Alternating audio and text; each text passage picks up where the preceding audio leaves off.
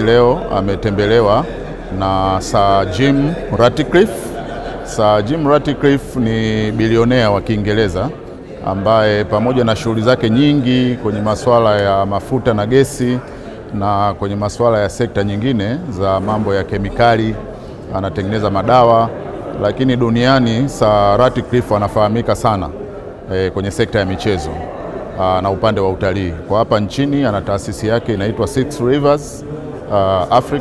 Rivers Africa ambayo inafanya kazi kubwa sana kwenye uhifadhi, kwenye hifadhi zetu za Ruaha,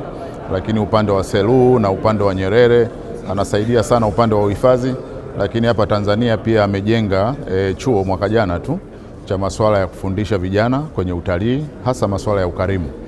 kupika vyakula mbalimbali vya kimataifa, na ameleta wapishi mashuhuri sana duniani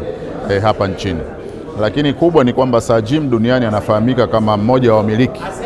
wa klabu ya Manchester, na yeye akiwa sehemu ya wamiliki wa klabu ya Manchester actually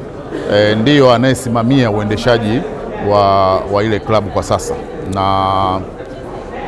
pia anaimiliki klabu ya Nice ya Ufaransa, lakini pia ana hisa kwenye mbio za magari za Formula 1, hasa ile timu ya Mercedes. Kwa hiyo ni mtu mashuhuri sana kumpata kuja hapa Tanzania, na sehemu kubwa ambayo wamejadiliana na Mheshimiwa Rais ni kuhusiana na masuala ya utalii, masuala ya uhifadhi, lakini vile vile kama mnavyojua, kwa sababu ni mtu wa michezo, naamini pia kuna mawili matatu yatajadiliwa kwenye masuala ya michezo.